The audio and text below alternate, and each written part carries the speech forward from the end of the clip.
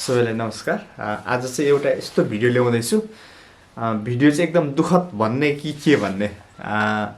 हामी चाहिँ कालिकाको यो इन्जिनियरिङ को एउटा फिल्ड एउटा टुर रहेछ। फिल्ड टुर भन्दा पनि हाइवे के भन्दो रहेछ उहाँहरूको त्यो आफ्नो ल्याङ्ग्वेज हामी बुझेनौँ। अनि दाइले चाहिँ एउटा डकुमेन्ट्री भिडियो बनाउनुपर्छ भनेर भन्नुभयो उहाँले। अनि ठिकै छ नि त भनेर हामी गयौँ। अनि एकदम हुस्सु पनि लागिरहेको थियो। माघ सायद 6 गते कतिको हुनुपर्छ, 5-6 गते। अनि इटरीमा गएर एउटा ड्रोन सट गर्ने, एउटा भिडियो बनाउने भनेर दाइले भन्नुभयो। अनि हुन्छ भनेर भिडियो तयार गर्ने विचार गऱ्यौँ।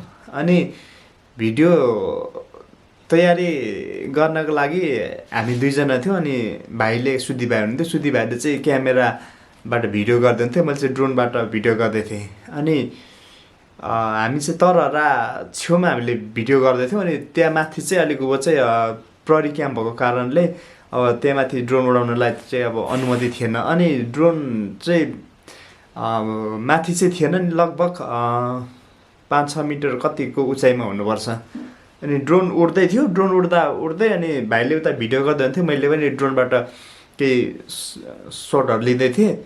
अनि लिँदै अचानक त्यो के भयो हाम्रो ड्रोन चाहिँ गएर त बिजुलीको तारमा ठोकिएछ। अनि बिजुलीको तारमा ठोकिएर चाहिँ ड्रोन चाहिँ डाइरेक्ट भुइँमा चाहिँ झऱ्यो।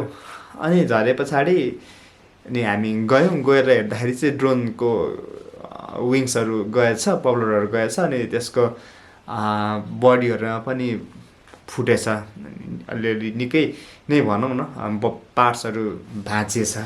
अनि हामी चाहिँ धनकुटा हिँड्दै गरेको। त्यस पछाडि एउटा त्यति ड्रोनको त्यति भए पछाडि चाहिँ एकदम फ्रस्ट्रेट पनि भइयो। अनि नराम्रो पनि लाग्यो। अनि ड्रोन त्यति भइहाल्यो। अनि त्यस पछाडि ड्रोनको फुटेजहरू खासै लिन पाइएन त्यस पछाडि। अनि ड्रोन चाहिँ घटनास्थलमा नै मान्छे भएको चाहिँ मृत्यु हुने, ड्रोन चाहिँ घटनास्थलमा नै कचाकचुक अलिअलि भएछ। अनि त्यहाँ हामी चाहिँ तलै थियौँ, निकै तल थियौँ। अनि गाडीको सट लिँदै गरेको। अनि गाडी चाहिँ त्यहाँ छेउमै पुगेको कारणले त्यहाँ गाडीबाट झरेर त्यहाँ सरहरूले ड्रोनलाई चाहिँ उद्धार गर्नुभएछ भनौँ न है, उद्धार गर्नुभएछ। अनि यस्तै छ। कसरी ठोकियो भनेर चाहिँ हामीले यता ड्रोनको बाट पनि केही सटहरू लिएको थियौँ र क्यामेराबाट पनि केही सट लिएको थियौँ। कसरी ठोकिएछ भनेर चाहिँ हेर्दाखेरि चाहिँ साह्रै नमिठो लाग्यो। अनि त्यो एउटा सानो भिडियो बनाउँदैछौँ, तपाईँहरूले पनि हेरिदिनु होला। हुन्छ, म तपाईँहरूलाई सिधै म भिडियोमै लानेछु। यति नै हो।